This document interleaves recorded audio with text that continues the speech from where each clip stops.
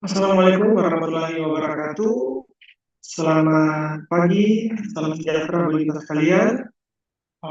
Terima kasih untuk kesempatannya. Izinkan saya, Ray Ratu, akan memandu jalannya kegiatan ini.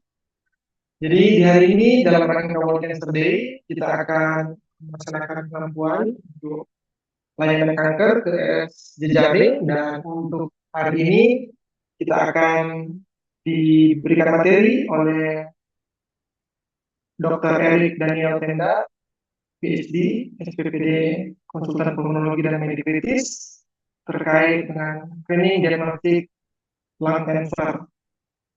Izinkan untuk saya memulai, mohon slide-nya. Baik. Izinkan saya membacakan CV dari pembicara kita di pagi hari ini, yakni Dr. Erik Daniel Tenda, DIC PhD, spesialis penyakit dalam, konsultan pulmonologi dan medikritis Finasim. Dr. Erik saat ini sebagai dosen pendidik klinik di Prodi Penyakit Dalam FKUI, Divisi Respirologi dan Penyakit Kritis, dan sebagai latar belakang pendidikan, beliau lulus umum di FK Unpad tahun 2005, kemudian menyelesaikan dokter spesialis ilmu penyakit dalam dan dari Fakultas Kedokteran Universitas Indonesia tahun 2012 dan menyelesaikan program PhD di Royal College England, dan ini ada beberapa papers yang sudah dipublish oleh Dr. Erik di bidang respirologi tentunya. Baik, tanpa berlama-lama lagi, saya izinkan Dr. Erik Daniel Tenda untuk kiranya dapat mempresentasikan materi pada pagi hari ini. Silakan, Dokter. Terima kasih banyak, Dr. Ray. Saya boleh minta dari panitia untuk allow saya to share screen? Oke, good.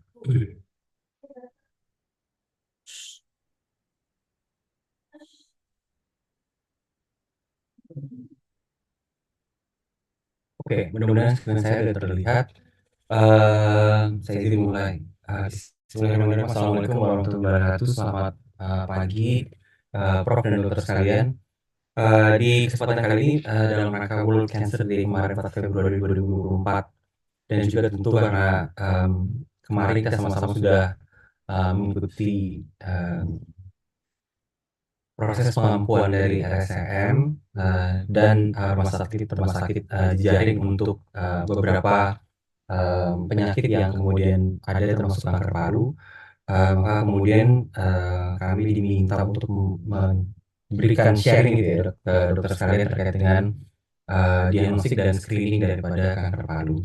Nah, saya yakin Prof dan dokter sekalian, terutama dari rumah sakit jejaring, saya yakin sudah tentu paham gitu ya, dan pasti sudah melakukan ini di um, keseharian ini di klinis gitu.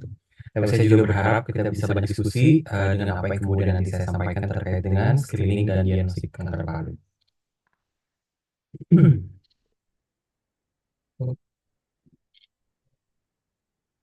Sebentar ya, ini kayaknya screen saya.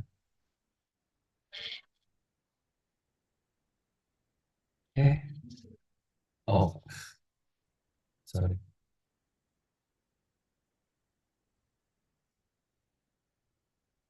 Maaf dokter, ini screen saya nge-lag nih kayaknya.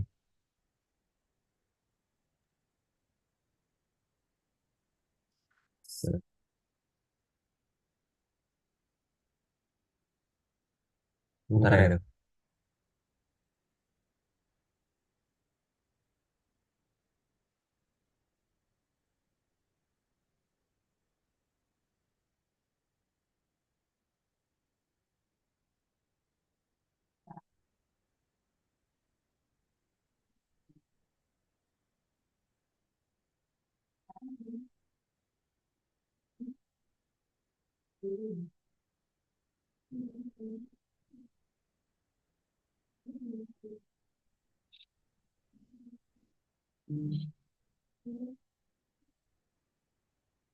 Mohon maaf, Prof dan dokter, saya izin restart dulu PowerPoint saya, nanti mudah-mudahan ini bisa segera di resolve.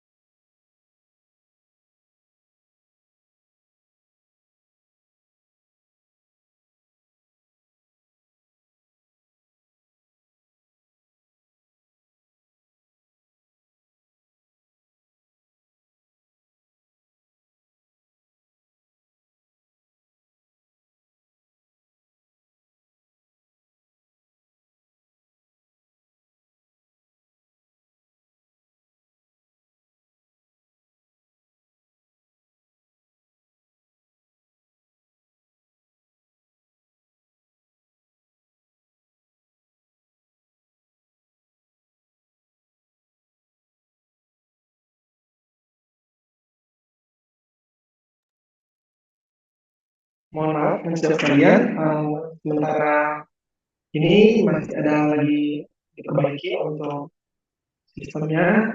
Mohon berkenan menunggu sedikit waktu sambil kita perbaiki eh, Zoom dan PowerPoint. Terima kasih.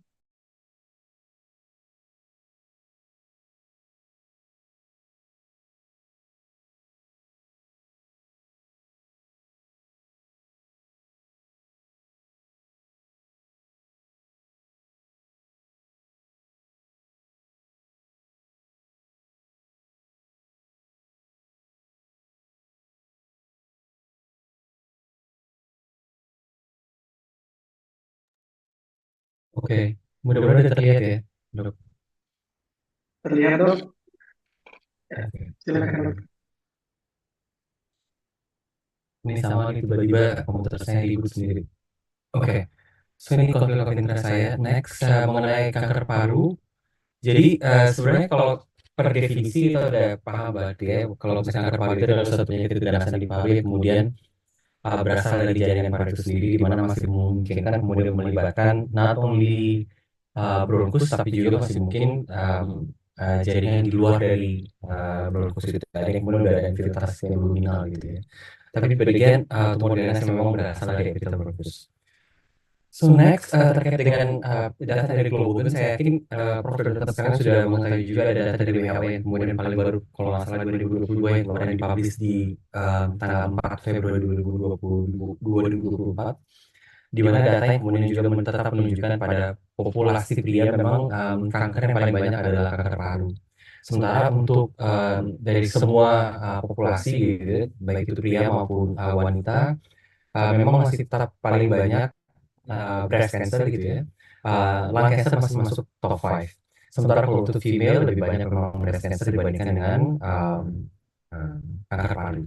Tapi kemudian mesti dilihat bahwa tentu tingginya angka identifikasi ini sebenarnya bukti positif juga gitu ya, dalam kata lain bahwa proses screening atau tata laksana yang kemudian berimpact ke reporting dari incidence tentu menjadi semakin baik karena semakin banyak kemudian orang yang tentu lebih memahami kesehatan, kapan kemudian mesti memeriksakan diri ke dokter, dan ini juga sangat penting hubungannya dengan topik kita hari ini yaitu mengenai screening. That's why angka reportingnya juga menjadi semakin tinggi, walaupun tentu mesti dilihat bahwa insidensi jadi semakin tinggi juga gitu ya dok ya. Oke.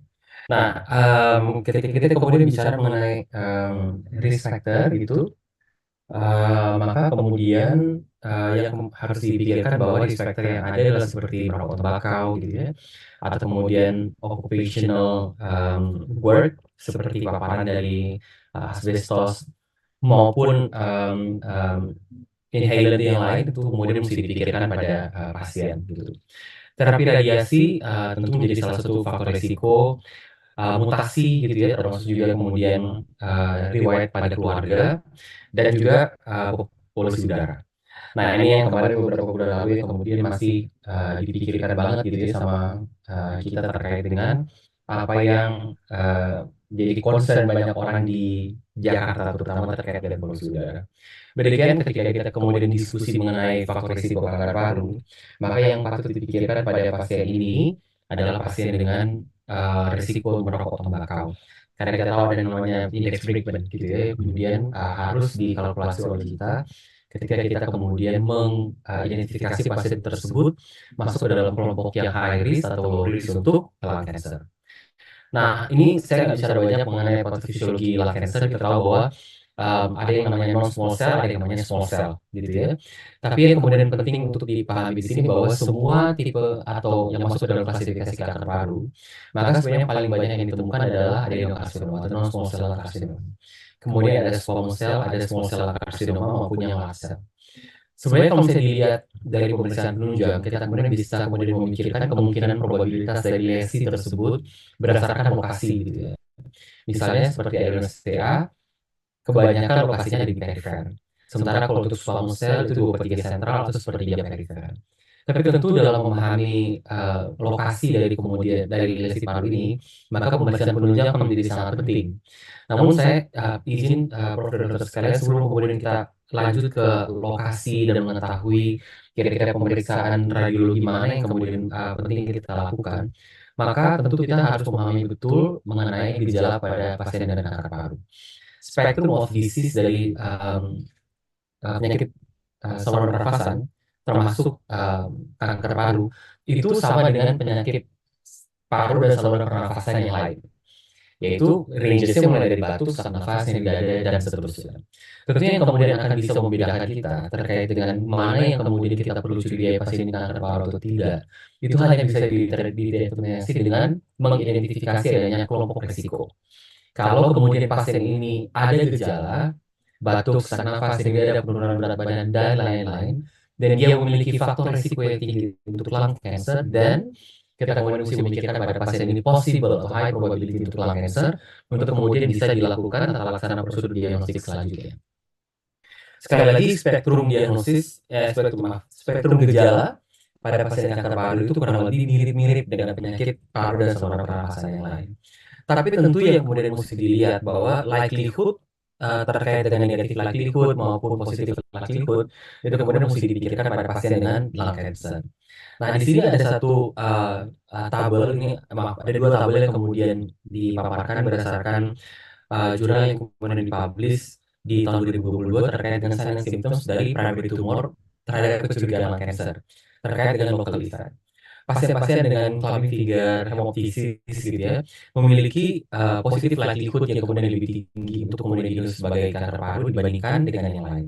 Tentu digital clubbing atau clubbing figures mesti juga dipikirkan masih bisa ditemukan pada pasien dengan hipoksia berat atau yang juga udah kronik gitu ya, seperti pasien PPOK. Tapi kita juga tahu bahwa pasien kan kemudian PPOK ada riwayat merokok gitu ya, dan kemudian kanker paru, sepertinya sign and symptoms terkait dengan clubbing figure ini memang memiliki likelihood yang kemudian lebih tinggi untuk kemudian bisa dipikirkan bahwa pasien ini masih mungkin kemudian ada kanker paru. Tapi penting sekali untuk kemudian melakukan anamnesis dan pemeriksaan fisik yang komprehensif. Tidak hanya terbatas pada pemeriksaan fisik paru saja. Jadi, melakukan pemeriksaan fisik dan juga anamnesis yang komprehensif tidak terbatas pada satu sistem organ saja.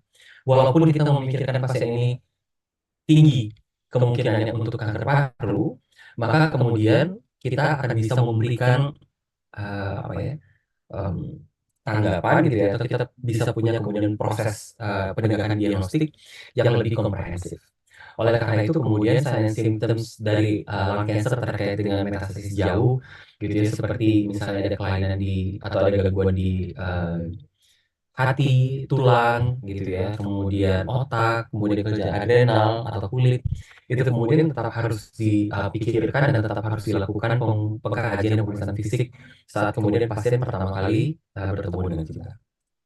Nah, kemudian terkait dengan pemeriksaan radiologi, sebenarnya memang kalau sekarang ini kita tetap menggunakan CT scan atau low dose CT untuk kemudian mendeteksi pasien-pasien dengan kemungkinan kanker paru, gitu ya.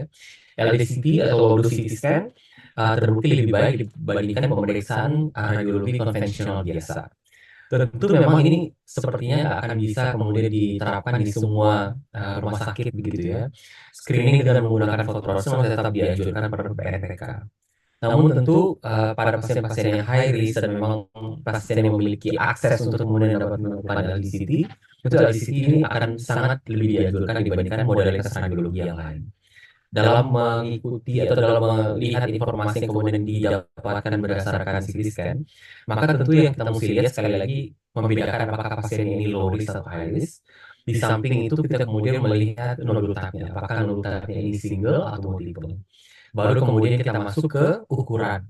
Kalau misalnya ukurannya kurang dari 6 mm pada pasien yang high risk, maka pasien itu kemudian disarankan untuk follow up CT scan 12 bulan setelah dari pemeriksaan pertama. Apabila kurang dari 6 mm dan nodul type-nya itu single, masuk ke high risk. Tapi kalau dia nodul type-nya kemudian multiple gitu ya pada pasien high risk tetap juga sama gitu ya. Nah, kemudian yang kemudian mesti dipastikan bahwa kalau misalnya pasien yang kemudian nodul type-nya itu high risk dan memiliki ukuran lebih dari 8 mm, maka tissue sampling akan tetap diperlukan. Atau kita kemudian dapat melakukan evaluasi pada guidelines ini dalam 3 bulan ke depan. Tentu pasien-pasien yang kemudian datang ke kami, apalagi ke ya di RSM gitu ya, berpengalaman saya rasanya sangat jarang menemukan pasien dengan nodul yang masih sub sentimeter gitu ya, atau kurang dari 1 sentimeter. Nah ini kalau 8 milimeter udah jelas, kalau dari 1 sentimeter ini jarang banget ketemu.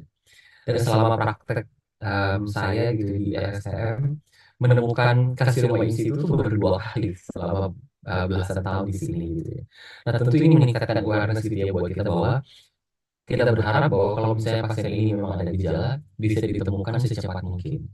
Dalam kata lain, mengurangi potensi kita untuk kemudian bertemu pada pasien dengan pasien-pasien yang mungkin udah masuk ke keadaan justru malah paliatif lagi gitu ya. Jadi ya nggak bisa banyak yang kemudian dilakukan. Makanya screening itu menjadi penting. Nah, ini adalah alur diagnosis kanker paru di Indonesia. Ini berdasarkan apa yang kemudian kami publikasikan di Jurnal Obstructive Oncology tahun 2023 bersama-sama dengan Profesor tadi. Nah, ini pada pasien dengan suspected lung cancer, maka kemudian setelah analisis dan pemeriksaan fisik yang komprehensif, maka kemudian dapat dilakukan pemeriksaan radiologi, bisa mulai dengan chest X-ray gitu ya, baru kemudian CT scan, jangan lupa pakai kontras. Ingat, kalau pakai kontras harus cek urin creatinine terlebih dahulu, apalagi pada pasien fungsi ginjal yang menurun, baru kemudian PET scan untuk kemudian melihat apakah ada terlibatan organ yang lain. Tissue sampling kemudian akan menjadi penting gitu ya. Tissue sampling diharapkan tentu kita bisa memilih modalitas diagnostik mana yang paling baik. Tentu yang kita tidak harapkan adalah mengulang kembali proses diagnostik ini. Karena pasti nggak sesuai dengan prinsip efisiensi gitu ya pada proses pelayanan. Tapi sekali lagi tentu dengan pendekatan multi disiplin, maka kita bisa bersama-sama berdiskusi gitu ya. Kira-kira mana modalitas diagnostik yang paling baik untuk pasien ini. Misalnya pasien dengan masa perifer, masanya kemudian tidak dekat dengan dinding toraks, ada jaringan paru sehat yang kemudian masih ada di sekitar masa, maka kemungkinan untuk komplikasi bila dilakukan pemeriksaan transorakal misalnya lebih tinggi gitu ya, dengan adanya komplikasi pneumotoraks, pneumotoraks gitu. Maka apa modalitas yang kemudian dapat ditawarkan pada pasien ini? Tentu kita berharap tissue sampling atau mengambil jaringan itu kemudian dapat dilakukan secepatnya, karena kalau tidak tentunya akan memperlambat proses tata laksana selanjutnya. Setelah kemudian dilakukan tissue sampling, hasil biopsi tersebut akan dilakukan pemeriksaan sitologi dan histopatologi dan juga immunohistochemistry. Nah, atau IHK. Pemeriksaan EGFR mutations, PD-L1 tentu menjadi penting dalam menentukan apakah pasien ini dapat diberikan targeted terapi atau tidak di kemudian hari. Nah, ini kurang lebih lah cancer management. Ini saya nggak perlu bahas. Terkait dengan proses referral, tentu ini juga sesuai dengan topik kita pada hari ini dan dalam rangka pengampuan. Tentu kita berharap semua rumah sakit yang kemudian berada bersama-sama dengan RSCM dalam upaya untuk meningkatkan pelayanan di rumah sakit Prof dan dokter sekalian. Berdasarkan pengampuan ini kita berharap bahwa pasti ada target terukur yang kemudian akan dicapai bersama-sama gitu ya. Harapannya bahwa di rumah sakit yang kemudian diampu oleh RSCM kedepannya dapat kemudian melakukan diagnostik maupun tata laksana sesuai dengan apa yang kemudian diharapkan pada proses pengampuan ini gitu ya. Oke. Nah, ini terkait dengan kesintasan gitu ya. Kita juga sama-sama sudah tahu, saya yakin Prof. Dokter sudah memahami bahwa untuk non small cell, terutama untuk yang apabila memang udah ada distant gitu ya, kebanyakan pasiennya udah ada distant yang kemudian datang ke RSCM, itu vacuum survival rate itu sekitar 9%. Tapi kalau untuk small cell gitu ya, memang lebih rendah gitu ya. Dan kita memang ketahui memang untuk small cell jauh lebih buruk prognosisnya dibandingkan dengan non small cell. Jadi yang kita harapkan yang dapat mengubah hasil survival rate ini adalah bagaimana kita melakukan screening dan diagnosis yang baik ketika pertama kali pasien itu dilakukan pemeriksaan oleh kita. Maka screening dan deteksi ini menjadi penting. Ini adalah cuplikan slide yang pada beberapa waktu lalu saya ambil, kalau nggak salah 2022 gitu ya. Yang kemudian bisa kita lihat bahwa penyebab kematian terkait dengan penyakit paru infeksi, tuberkulosis atau kanker paru masih masuk 10 besar gitu ya. Tapi tentu kita mesti lihat bahwa jenis screening yang sekarang dilakukan masih ronsen dada. Tentu memang agak sulit gitu ya. Kemudian apakah LDCT itu dapat diterapkan di semua rumah sakit? Tapi tentu kita harapkan ke depannya memang pemeriksaan LDCT itu memang sesuai rekomendasi dunia, bahwa memang itu harus dilakukan pada pasien-pasien dengan high risk yang untuk dilakukan screening untuk kanker paru. Karena sekali lagi, jenis screening atau pemeriksaan radiologi yang kemudian kita lakukan sebagai pemeriksaan penunjang tentu akan membantu kita sebagai klinisi dalam melakukan atau penegakan diagnosis utama dan juga menyingkirkan diagnosis banding, gitu ya. Walaupun bukan modalitas utama. Tapi sekali lagi bahwa jenis screening atau pemeriksaan radiologi yang kemudian memiliki sensitivitas yang lebih baik pasti akan memberikan informasi yang lebih besar juga untuk para klinisi dalam menentukan tata laksana juga. Nah, jadi terkait dengan screening, screening itu dilakukan untuk targeted population, dalam kata lain pada pasien yang kemudian melakukan memang ada populasi tertentu gitu ya untuk dilakukan screening. Sementara kalau untuk early detection memang mesti dipahami bahwa pasien ini masih mungkin ada gejala atau masuk ke dalam populasi yang high risk. So, penting untuk kemudian kita memahami when to do screening, kapan melakukan screening, kapan melakukan deteksi dini. Kalau bisa dilihat di bawah sini, screening dilakukan pada sejumlah populasi, kemudian pada populasi yang kemudian ada risikonya gitu ya, atau misalnya kalau misalnya itu dulu saya kerja di London, orang yang kemudian naik kereta bawah tanah, yang kemudian ada paparan polusi gitu ya, ini kemudian dilakukan screening gitu misalnya. Nah, sementara kalau untuk detection hanya kemudian dilakukan pada individu yang bergejala. Tapi tentu kita berharap bahwa proses screening maupun deteksi dini ini dapat dilakukan secara baik gitu ya, agar kemudian penegakan diagnosis definitif itu tidak terlambat dalam upaya memberikan tata laksana yang kemudian lebih baik pada pasien apabila memang terdiagnosis kanker paru. Nah, untuk penapisan atau screening kanker paru itu dilakukan harusnya voluntarily, dalam kata lain sukarela. Dibagi atas dua kelompok, yaitu pada usia di atas 45 tahun dan riwayat merokok, atau berhenti merokok kurang dari 10 tahun, atau bekerja dengan adanya pajanan, gitu ya. Baik itu pajanan dari silika, karsinogenik, atau passive smoker. Sementara yang kedua adalah pada pasien di atas usia 40 tahun yang memiliki risiko tinggi untuk kanker paru dengan riwayat keganasan pada keluarga. Jadi tentu riwayat keganasan pada keluarga hanya bisa didapatkan kalau kita melakukan analisis yang komprehensif gitu ya, dan tidak hanya kemudian melihat satu sistem organ saja. Jadi sekali lagi penapisan dapat dilakukan pada dua kelompok 45 tahun, ya, yang pertama dari perokok atau jadi berhenti merokok kurang dari 10 tahun, yang kedua usianya 40 tahun tapi dia high risk gitu ya, dan disertai adanya riwayat malignansi di keluarga. Nah, jadi screening kanker paru berdasarkan stratifikasi risiko yang kelompok A dan kelompok B yang tadi saya sampaikan, seharusnya memang dilakukan pemeriksaan low dose CT scan atau LCD thorax untuk kemudian menentukan um, kira-kira pasien ini memang betul true ada kanker paru atau tidak. Terutama apabila kemudian kita mendapatkan adanya nodul paru yang memang mencurigakan atau ada lesi nodul yang memang dipikirkan yang paling speculated dan masih mungkin ini suatu kanker paru gitu ya. Abnormalitas yang lain tentu mesti disingkirkan, termasuk dengan pemeriksaan atau kecurigaan kita kemungkinan adanya infeksi gitu pada pasien ini. Nah, maka kemudian pemeriksaan low dose CT scan ini semestinya dapat memberikan informasi yang banyak buat kita.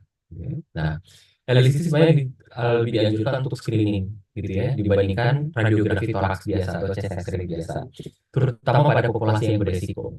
Nah, yang kemudian diharapkan bahwa LCD yang kemudian dilakukan di rumah sakit, apalagi kalau misalnya kita mau bikin satu registry gitu ya, tentu kita harapkan bahwa protokol melakukan LCD ini harus sama gitu dari satu pasien ke pasien yang lain. Dalam kata lain, kita punya SOP yang sama untuk kemudian bisa membantu kita juga dalam melakukan interpretasi gitu ya, agar karena SOP-nya udah sama, proses melakukan pemeriksaan radiologinya juga sama, maka memperkecil subjektivitas leader dalam kemudian menginterpretasikan hasil dari pemeriksaan radiologi.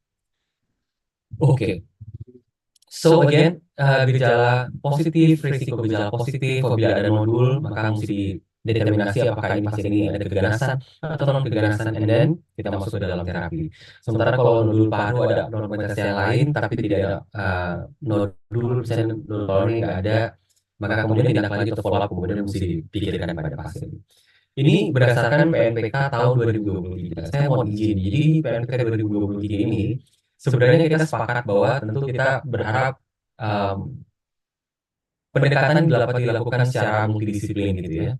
Jadi kemudian kalau misalnya memang ini ada pasien dengan gejala dan resiko, baik itu nodul paru, tentu dapat dilakukan proses diagnosis dini gitu ya, dengan pendekatan multidisiplin di mana melibatkan baik itu spesialis penyakit dalam dapat melakukan diagnosis, spesialis pulmonologi, radiologi, patologi anatomi mungkin dalam menentukan tissue sampling gitu ya, atau dalam menentukan hasil dari biopsi yang kemudian dilakukan.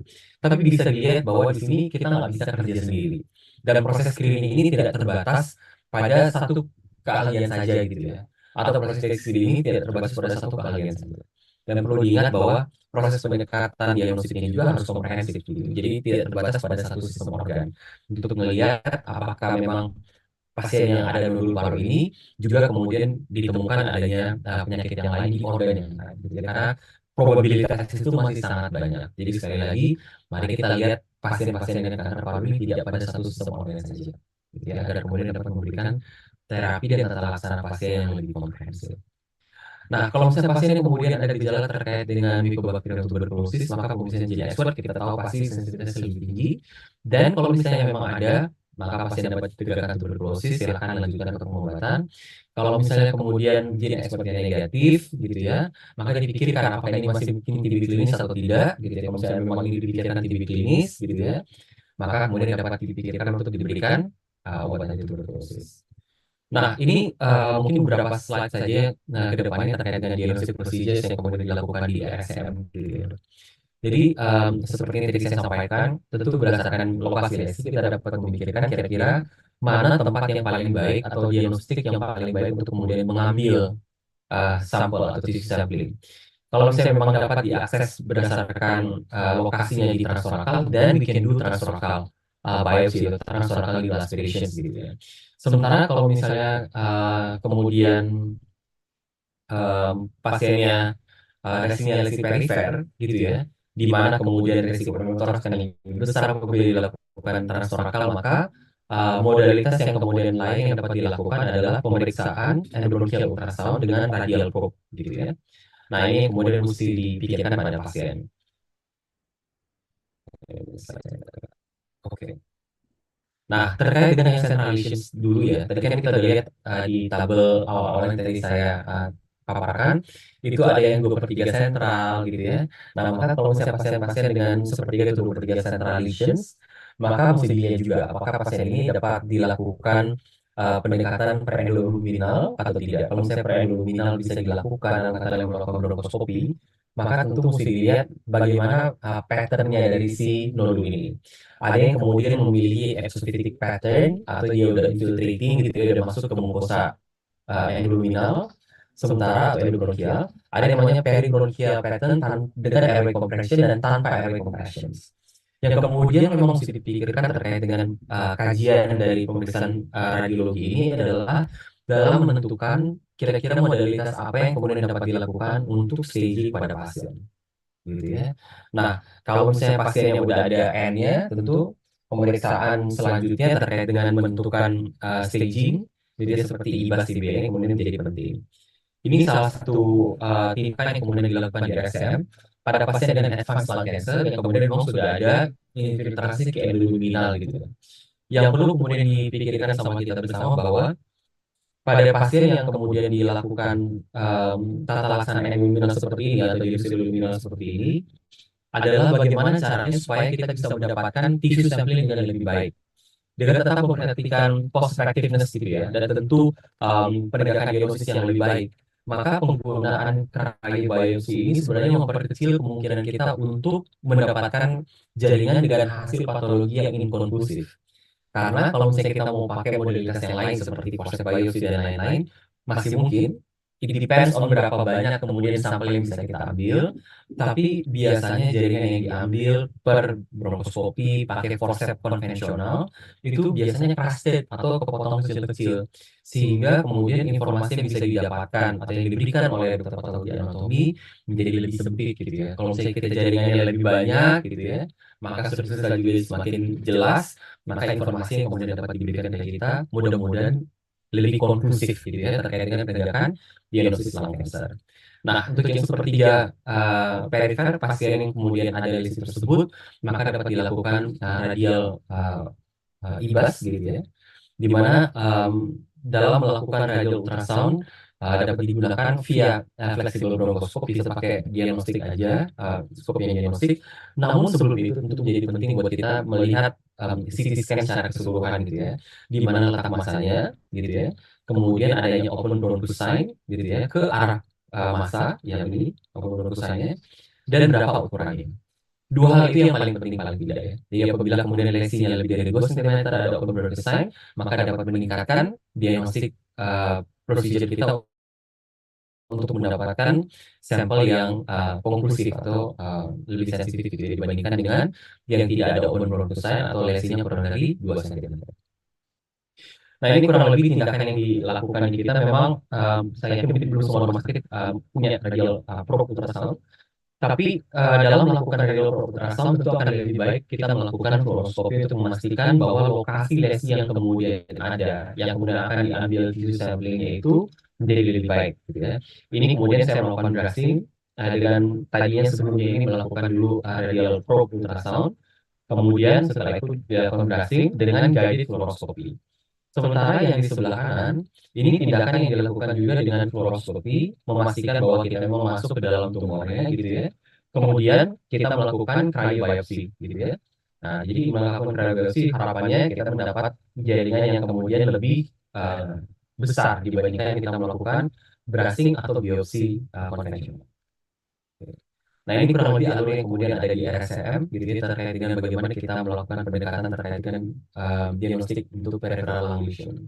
Nah, berdasarkan data tahun 2014 sampai Oktober 2023, dengan approach ini diagnostic yield kita di RSCM itu 78%. Kalau nggak salah cuma beda sekitar 5% dengan rumah sakit yang di Singapura. Oke. So, next terkait dengan end descriptor, ini terkait dengan pendekatan endobronchial sekali lagi ya. Berdasarkan guidelines yang kemudian kita ketahui bahwa pasien yang kemudian ada pembesaran kelenjar getah bening di mediastinum, salah satu caveats-nya atau salah satu peringatan utamanya adalah jangan kemudian sekali-kali menganggap bahwa pembesaran kelenjar getah bening yang ada ditemukan pada pasien-pasien dengan adanya lesi nodul paru, maka pembesaran kelenjar getah bening tersebut adalah part dari kankernya. Masih mungkin sebenarnya Prof dan dokter sekalian ini disebabkan karena sesuatu yang lain, misalnya seperti infeksi gitu ya. Nah, maka kemudian penting sekali kita untuk kemudian melakukan staging. Bahkan banyak ahli juga yang menyarankan apabila memang pasien ini udah ada masanya di paru, gitu, apalagi masanya soliter single nodul gitu ya, pasien ini high risk gitu, dan ada N-nya berdasarkan pemeriksaan radiologi CT scan, maka yang disarankan untuk dilakukan adalah IBAS TBNA untuk melakukan proper staging, gitu ya. Jadi jangan sampai di abandon. Tapi how to do IBAS TBNA, tentu kita mesti tahu terlebih dahulu informasi apa yang bisa kita dapatkan dari CT scan. Dalam kata lain, pembesaran kelenjar getah bening mediastinum mana saja yang kemudian bisa dilihat atau yang lighten up gitu ya di CT scan.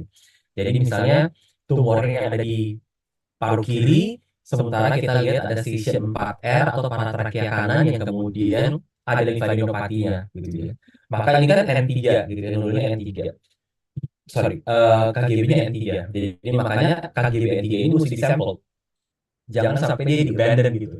Nah, itu yang kemudian menjadi penting mengapa kita perlu melakukan diskusi multidisiplin gitu ya dalam prosedur diagnostik pasien-pasien dengan kecurigaan kanker paru.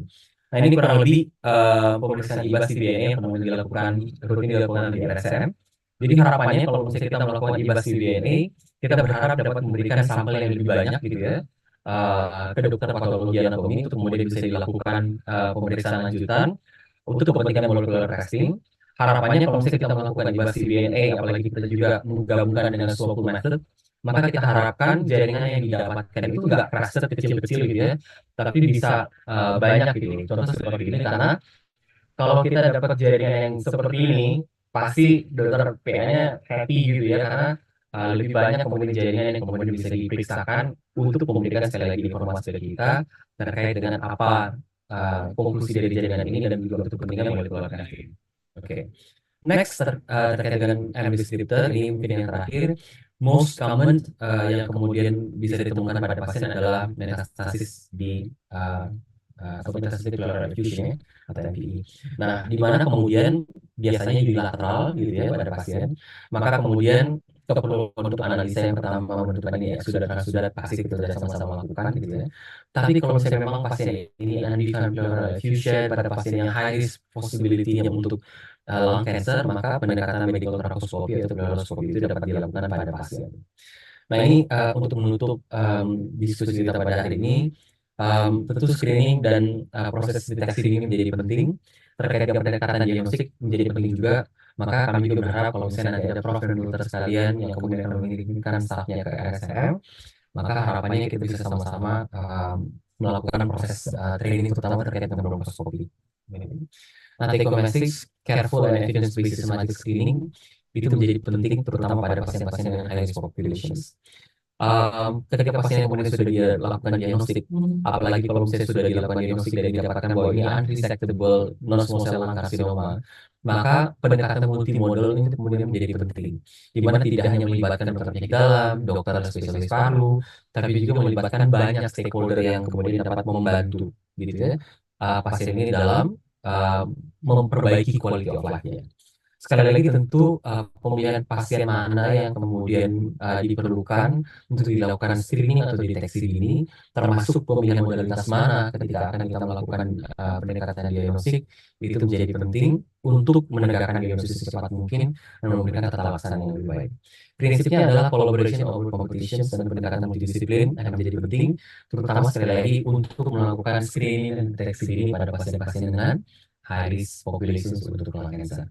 Mungkin saya izin akhiri sampai di sini dulu presentasi saya dan saya berharap bisa berdiskusi dengan Prof dan Dr. sekalian. Terima kasih. Baik, terima kasih Dr. Erik untuk penjelasan yang sangat mencerahkan kita semua ya, itu terkait bagaimana mendiagnosis screening untuk pasien-pasien yang memiliki risiko lung cancer. Dr. Erik, kita akan lanjut ke sesi diskusi ya dok, izin. Di sini Ya. sudah ada beberapa pertanyaan yang sudah dituliskan lewat Q&A. Yang pertama dari Dr. Chandra Jaya, terima kasih dok untuk pertanyaannya.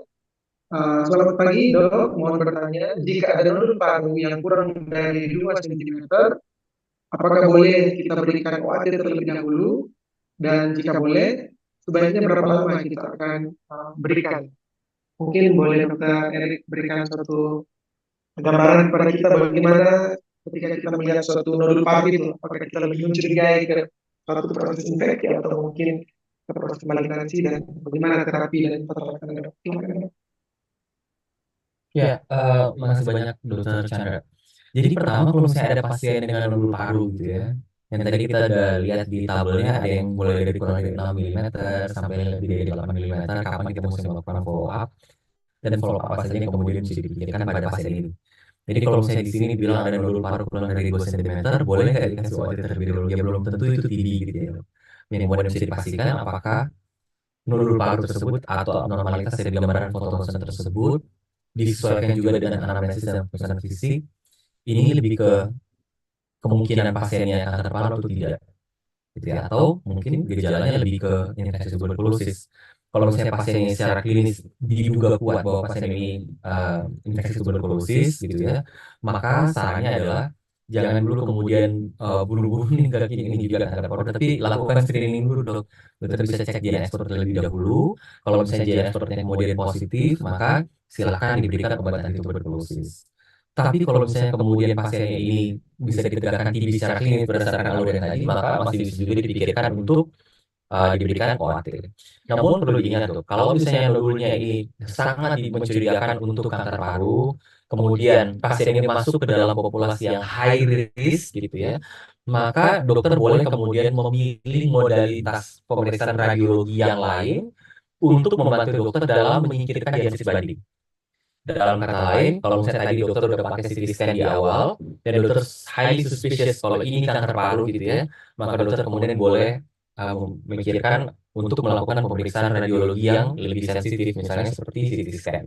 Tapi sekali lagi dok, kalau misalnya per pertanyaan, nodul paru kurang dari 2 cm boleh kasih OAT terlebih dulu? Enggak ya dok, diberikan OAT apabila memang pasiennya itu ada TB klinis disertai dengan pemeriksaan bakteriologis yang kemudian sudah dilakukan. Oke. Ya, baik, terima kasih Dr. Erik untuk jawabannya. Semoga bisa menjawab, tapi kalau memang masih ada yang ingin ditanyakan, silakan ya Dr. Chandra. Dan saya infokan kepada Prof, Dokter, Masih kalian yang ada di meeting atau di webinar ini, disilakan kalau ingin bertanya secara langsung untuk dapat raise hand, akan dibantu oleh panitia. Dan di sini ada pertanyaan yang kedua, Dok, yang sudah dicatat oleh Dr. Dina Safira. Izin bertanya, Dok, untuk terapi siap paru dengan lokasi di dekat bronkus, ada tata laksana radiasi endobronkial atau endoluminal brachytherapy. Apakah prosedur ini pernah dilakukan, Dok? Dan bagaimana prosedur ini atau tindakan ini? Mungkin ada pengalaman, Dokter Erik, terkait pasien-pasien dengan endobronkial atau endoluminal tumor, kemudian radioterapi. Silakan, Baik, Dok. baik Dokter Dina. Dokter Dina, terkait dengan tata laksana radiasi, mudah-mudahan di sini ada narasumber dari onkologi radiasi ya. Em, tapi sebenarnya kalau misalnya terkait dengan tata laksana brachytherapy gitu ya pada pasien-pasien dengan keganasan paru lebih banyak dikerjakan oleh dokter onkologi radiasi gitu ya. Nah, tapi kemudian kalau misalnya dari pendekatan kami di penyakit dalam eh, pulmonologi dan meningitis, maka terapi endoluminal itu dapat diberikan pada pasien-pasien yang udah dalam keadaan paliatif. Dalam kata lain, kalau misalnya memang tumornya itu udah besar dan kemudian sudah menginfiltrasi endoluminal, maka dapat kemudian dilakukan debulking dari tumor tersebut. Debulkingnya masih bisa kemudian dimulai dengan cryo dulu, direvitalisasi jaringannya gitu ya. Kemudian dilakukan argon plasma atau laser untuk mengambil tumornya dengan demikian, terutama yang udah infiltrasi di sentral airway gitu ya. Harapannya pasiennya bisa bernafas lebih lega. Tapi tentu tata laksana radiasi endobronkial, sekali lagi tentu ini akan lebih tepat dijawab oleh dokter onkologi radiasi karena dokter onkologi radiasi yang akan lebih banyak melakukan tata laksana seperti ini. Namun sekali lagi apa yang kemudian dapat dilakukan oleh kami di penyakit dalam pulmonologi di RSCM, endoluminal kemudian dapat diberikan terapi terutama pada pasien-pasien yang memang ada gejala terutama yang mengganggu sistem pernafasan dan masuk pada kelompok-kelompok yang memang udah dengan terapi paliatif. Ya.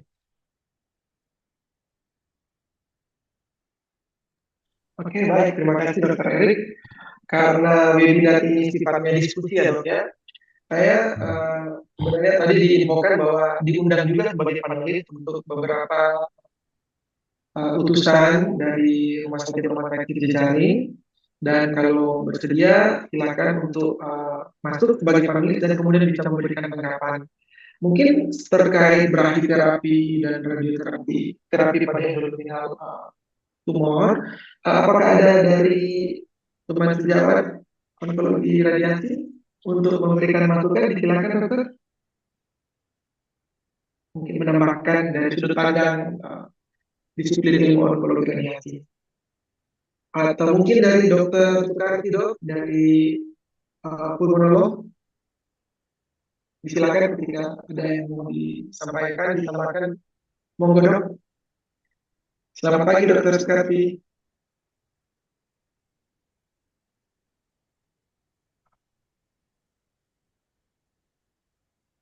Pak, Dok, kayaknya belum terdengar, Dok, suaranya, Dok. Mohon maaf.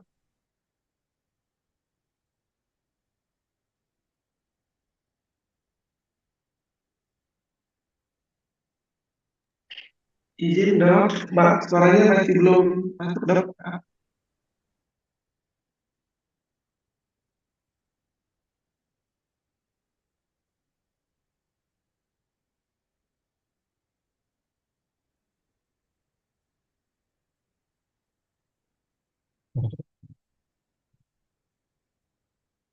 Oh iya, baik, Dok. Kami Oke. menunggu tanggapan dari Dokter Sukarti, Dok. Izin, Dokter Erik, masih ada pertanyaan ini dari Dokter Triagus Ya. Yasa. Assalamualaikum Hmm. warahmatullahi wabarakatuh. Ini bertanya, Dokter Erik, pada pasien kanker Hmm. paru, apakah boleh berangkat haji dan apa kriteria yang Hmm. diterapkan oleh kita? Silakan, Dokter. Baik dok, terima kasih. Pasti pendekatannya kan secara umum gitu ya dok.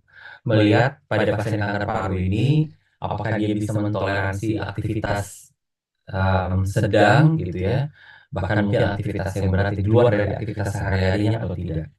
Tentu mengukur quality of life, melihat pasiennya kira-kira performance statusnya seperti apa, itu kemudian kan menjadi penting untuk kita. Jadi kalau misalnya kita mau pakai kriteria, rasanya melihat performance status karnostik itu menjadi penting buat kita. Apakah memang pasien ini boleh berangkat haji dan dapat mentoleransi aktivitas atau kegiatan sedang sampai berat karena tentu perjalanan ibadah haji ini bukan perjalanan yang sehari 2 hari gitu ya, dengan cukup banyak aktivitas fisik yang kemudian harus dilakukan oleh pasien.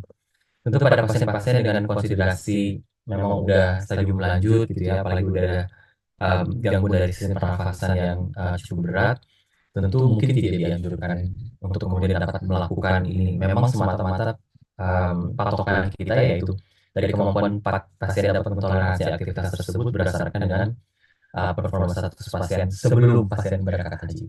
Ya, demikian. Baik, terima kasih Dokter Erik. Mungkin Dokter Sukati sudah bisa join untuk memberikan tanggapan, Dok.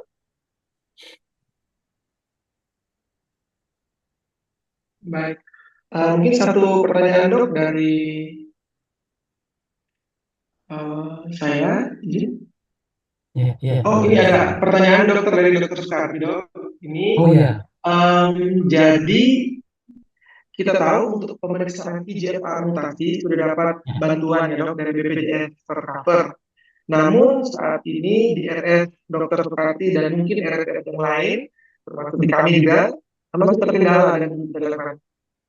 Mungkin bisa di-sharing dok, gimana kira-kira meng-overcome keterbatasan itu dok.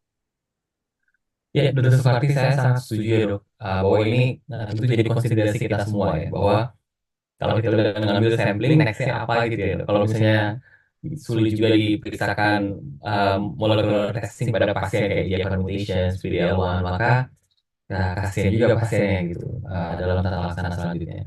Di RSCM memang beberapa waktu yang lalu ada nih apa namanya reagen untuk EGFR gitu. Nah sekarang nggak ada lagi nih dok gitu. Nah, jadi tentu ini mungkin jadi masukan yang baik juga dalam diskusi ini untuk ke depannya seperti apa, apalagi dalam menentukan modalitas terapi gitu ya pada pasien ini. Karena tentu EGFR mutation ini akan sangat penting untuk targeted terapi. Tapi sekali lagi kalau di RSM memang sekarang juga masih terkendala kalau nggak salah reagennya lagi nggak ada gitu ya. Tapi kalau untuk pasien-pasien yang um, swasta yang bisa mandiri gitu ya, dok, tentu kami akan merujuk ke laboratorium yang dapat melakukan pemeriksaan EGFR mutations, PD-L1 dan lain-lain gitu. Ya, seperti itu. Tapi kalau dari BPJS memang ya it's a bit tricky ya. Ini juga lagi kalau nggak salah lagi masih belum bisa diperiksakan kembali. Sebelumnya pernah ada. Demikian. Baik, terima kasih Dokter Erik. Semoga bisa menjawab Dokter Sukati. Kalau masih ada pertanyaan disilakan. Mungkin satu dok dari saya. Tadi mungkin kita sudah mengetahui indikasi pasien-pasien yang akan kita lakukan bronkoskopi ya dok. Mungkin kita sudah melakukan screening lewat fisik, ya, interview dari pasien, kemudian dari CT scan juga. Ternyata pasien ini sudah terindikasi untuk dilakukan bronkoskopi terkait diagnostisasi. Kira-kira dok, bagaimana dok? Apakah ada kontraindikasi atau ada kriteria khusus untuk pasien sebelum bronkoskopi diagnostik atau bronkoskopi mungkin boleh dijelaskan? Maksudnya kriteria khusus terkait dengan kondisi klinis pasien gitu. Iya dong, mungkin begitu. Oke. Ya, jadi ini dokter tentu dalam melakukan pendekatan diagnostik invasif non bedah gitu ya, non surgical, tentu itu jadi pendekatan yang sekarang sebenarnya jadi pilihan dan more likely lebih populer lah dibandingkan dengan surgical diagnostic procedure atau pendekatan diagnosis secara pembedahan. Karena tentu ya memikirkan komplikasi dan lain-lain gitu ya. Nah, tapi tentu yang mesti dipahami juga bahwa kalau sebelum kita menentukan proses diagnostiknya dan menjawab apa yang tadi disampaikan sama Dr. Lee, maka menentukan dulu nih diagnostiknya mau ngelakuin apa nih gitu ya. Karena dalam menentukan diagnostik apa yang kemudian akan baik dilakukan pada pasien, tentu poin yang utama yang harus dipikirkan adalah tentu pasien ini bisa mentoleransi tindakan tersebut atau tidak. Pasien-pasien yang kemudian akan dilakukan pendekatan diagnosis per endobronchial atau dilakukan bronkoskopi tentu harus bisa dikonsultasikan nih ke dokter anestesiologinya terkait dengan kalau misalnya kita sebenarnya kalau kami di penyakit dalam gitu ya dok ya, terutama penyakit dalam pulmo, kalau misalnya kami akan melakukan tindakan bronkoskopi dengan brushing dan biopsi saja, bukan bronkoskopi advance, maka kemudian tindakan dapat dilakukan oleh kami sendiri karena memang ada kemampuan juga yang kemudian diberikan dan kredensial yang diberikan oleh rumah sakit untuk melakukan sedasi, gitu ya. Tapi kalau kemudian pasiennya memerlukan sedasi berat atau misalnya memerlukan general anestesia atau anestesia umum, maka tentu itu didasarkan dari penilaian klinis pasiennya, gitu ya dokter. Jadi kalau misalnya pasiennya misalnya asanya lebih dari 2 gitu ya, maka kemudian pasiennya tentu diharapkan lebih baik bius umum. Apalagi kalau misalnya kita mau proper staging nih dokter, maka pasien harus betul-betul tenang gitu ya. Pasien dengan kemudian dicurigai ada massa endobronkial yang kemudian akan dilakukan tata laksana dan kemungkinan adanya perdarahan, maka securing airway menjadi lebih penting. Jadi kalau misalnya ditanya kira-kira apa parameter atau patokan klinis yang paling baik, yaitu menilai pemeriksaan fisik secara lebih baik dan memikirkan kira-kira kalau kita mau melakukan diagnostik procedure A, pasiennya bisa toleransi atau tidak.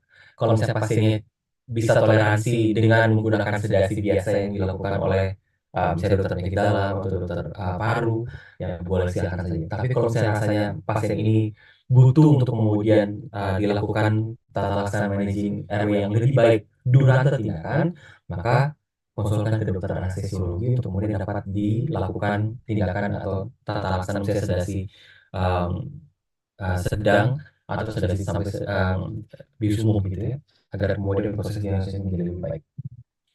Ya. Baik, Dokter Erik, terima kasih. Mungkin kami minta pendapat mungkin terkait pertanyaan yang sebelum-sebelumnya juga dok dari Dokter Haryati dok. Kalau ada dok, disilakan. Iya, Atau mungkin mau sharing dok, disilakan dokter. Ya, mari. selamat pagi Dokter Erik Tenda, ketemu lagi ya dok.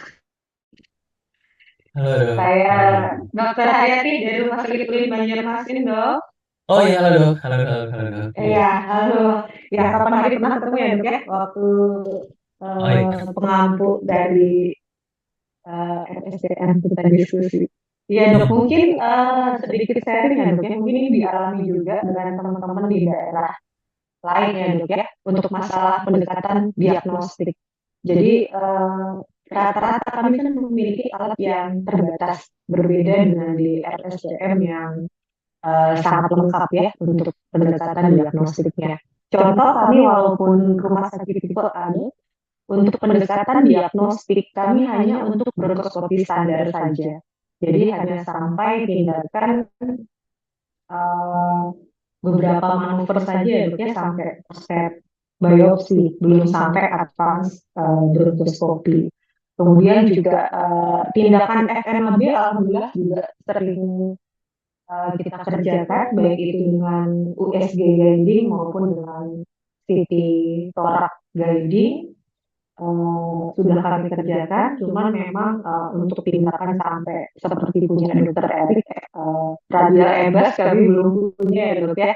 Padahal mimpi juga buat kami bisa mengerjakan karena banyak sekali misalnya contoh untuk lesi yang letaknya misalnya masih solitary pulmonary nodule ya dok ya, seperti sejawat ada yang menanyakan. Nah itu sangat sulit untuk pendekatan diagnostik di daerah dok, karena untuk accessible buat FNAB pun berese ya dok ya, untuk mungkin letaknya tidak, tapi agak jauh dari dinding dada. Mungkin itu sama seperti teman-teman yang lain ya dok ya, ada keterbatasan, tetapi juga alhamdulillah untuk GFR kami sudah disetujui pihak rumah sakit dok, kerjasama 3. Jadi sebelumnya sempat mungkin berbagi atau sharing juga untuk di daerah lain. Jadi kami melakukan pendekatan kali bulan-bulan dengan pihak direksi dan pihak ketiga, sehingga akhirnya di ACC untuk dibiayai oleh Diagnostik maupun therapeutic procedures pasti itu akan lebih baik gitu ya. Pendekatan untuk kelenjar getah bening ya dok, terutama untuk IBAS TBNI, maka menurut saya kalau misalnya memang dia yang superficial ya kita nggak punya opsi ya dok. Atau dokter dapat melakukan bronkoskopi konvensional biasa gitu ya dok. Bronkoskopi konvensional untuk maksudnya konvensional TDNA gitu ya, tanpa IBAS. Jadi konvensional TDNA. Nah, tapi kalau misalnya memang ada superficial, saya sangat setuju dok. Kalau di sana kan dokter juga waktu itu juga sempat diskusi ya dok, kalau dokter sering melakukan FNAB. Nah, jadi itu salah satu modalitas yang kemudian dapat dipikirkan, terutama untuk yang ada superficialnya terlebih dahulu KGB-nya. Jadi itu yang paling mudah kita ambil, sampelnya tentu superficial kan jadi pilihan. Tapi memang kalau dia nggak ada superficial, cuma ada pembesaran kecil kita bening di hilar atau di mediastinum, ya maka IBAS di BNA akan jadi pilihan. Mungkin kalau untuk di stasiun-stasiun yang lebih mudah gitu ya dok, seperti 7 gitu di Sukarina gitu ya. Bisa sih dok, Atau biasanya blind. aduh bisa. Nah, biasanya blind gitu. Walaupun ngeri-ngeri sedap ya dok ya, karena pembatasan beda apa. Iya. Jadi itu dok ya. Mungkin bisa disampaikan. Tapi terkait IGFR setuju dok, di RSM kita juga ya kadang-kadang masih hilang timbul ya dok pemeriksaan. Tentu harapannya sama seperti yang diharapkan, yang disampaikan sama dokter, bahwa continuity ke depannya, apalagi dengan kerja sama. Kalau di swasta kami merujuk ke tempat yang tadi dokter sampaikan, gitu ya dok ya, kalau pasien yang mandiri gitu. Tapi kalau yang apa namanya yang BPJS, ya saya sih eh, berharap ini bisa lebih sustainable ke depannya. Biar sekali periksa langsung dapat informasi molekular testing yang lebih lengkap. Ya dok, makasih banyak dok sharing. Dok, terakhir dok, kalau untuk NGS seperti apa dok di RSCM? Mungkin tadi jawabnya ini tricky question. Jadi kalau saya jawabnya, saya berharap EGFR dan PDL1 bisa diinkorporasi dalam pemeriksaan. Mungkin saya jawabnya gitu dok. Jadi bisa dapat informasi lebih jelas. Iya. Oke. Iya. Saya jawabannya apa ya? Absurd. Iya dok. Oke, baik dok. Ya, baik. Terima kasih Dokter Erik, Dokter Riyati. Mohon izin, saya masih ada satu pertanyaan lagi dari peserta yang ada. Izin bertanya dok, untuk screening low dose CT, apakah sudah dibuktikan untuk mengurangi mortalitas? Apakah mungkin untuk dilakukan penelitian semacam itu di Indonesia agar bisa diterapkan menjadi suatu kewajiban pada pasien atau populasi tertentu, dok? Mungkin Dokter Erik Ya, ada tanggapan? ya, makasih banyak atas pertanyaannya. Jadi sangat setuju sekali gitu ya. Indonesia dengan penduduk sekarang berapa? 270-an juta gitu ya. Dengan kemudian modalitas yang ada, tentu kita berharap sebenarnya angka yang ada di terutama terkait dengan pasien yang terdeteksi kanker paru, bukan saya berharap banyak yang sakit ya, tapi kayaknya masih mungkin lebih banyak gitu. Nah, cuma tentu ini akan balik lagi ke nggak bisa kemudian ke dunia kesehatan aja, jadi ini mesti banyak stakeholder yang berperan gitu ya. Terkait dengan proses screening, terutama pada pasien-pasien dengan high risk populations. LDCT sebenarnya kemudian memberikan informasi ke kita, baik itu klinisi maupun pemerintah secara keseluruhan, terkait ke depannya itu ada berapa burden of disease dari kanker paru yang kemudian ada di satu populasi atau di suatu negara gitu. Harapannya kalau misalnya kemudian ini bisa diketahui lebih cepat, maka treatment dapat diberikan secara lebih baik, sehingga ke depannya pasien yang kemudian mungkin akan fatality survival rate yang menjadi kecil, semestinya akan lebih baik kalau misalnya atau lebih besar kemudian fatality survival rate-nya apabila kemudian screening dilakukan secara lebih cepat gitu ya dan melakukan LDCT. Nah, terkait ini compulsory atau enggak compulsory atau misalnya harus atau enggak harus atau wajib gitu ya, tentu akan balik lagi ke kebijakan pemerintah. Tentu pemerintah harus berhitung gitu ya, kira-kira mana yang kemudian perlu dilakukan LDCT atau tidak. Sebagai seorang peneliti juga saya sangat mendukung loh di dalam jurnal yang kami publikasikan di Journal of Transplant mengenai Cancer di Indonesia. Salah satu yang kami harapkan adalah dapat melakukan screening gitu ya pada pasien-pasien dengan high risk populations gitu. Tentu kita nggak berharap pasien yang bergejala terlebih dahulu, karena tentu kalau pasien-pasien high risk populations yang awal belum bergejala, maka banyak modalitas yang kemudian bisa ditawarkan pada pasien. Karena kalau pasien pada stadium awal bisa direseksi, pasien bisa sembuh gitu. ya kan? So, jadi that's the apa ya? Like, menurut saya itu tujuan dari apa yang kemudian kita diskusikan hari ini. Sekali lagi terima kasih banyak untuk pertanyaan. Dokter Haryati tadi sekali lagi terima kasih banyak ya dok masukannya. Ya. Baik. Baik, terima kasih Dokter Erik. Dokter Sukarti mungkin ada mau memberikan sharing masukan dok? Tadi sempat on cam.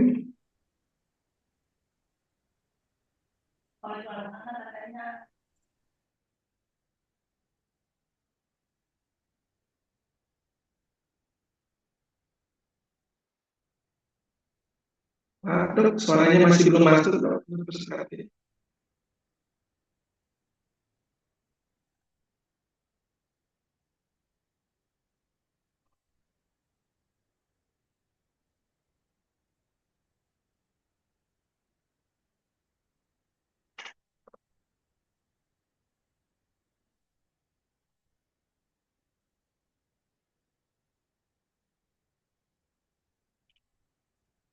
Iya dok, mohon izin mungkin lagi bermasalah untuk audio visualnya Dokter Sukarti dok.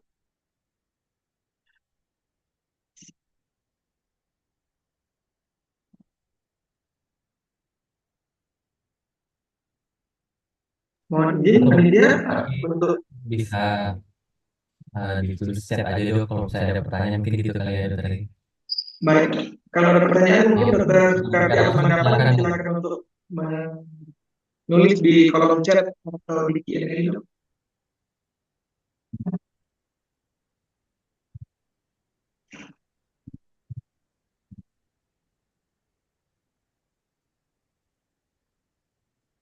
Oke.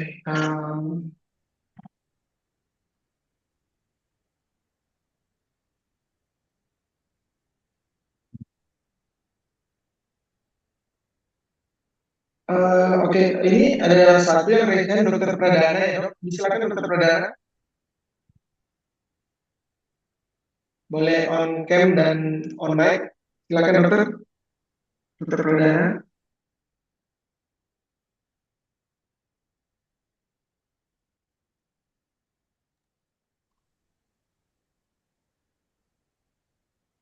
Apa suara saya terdengar? Dokter Pradana yang raise-nya disilakan untuk memberikan tanggapan dok.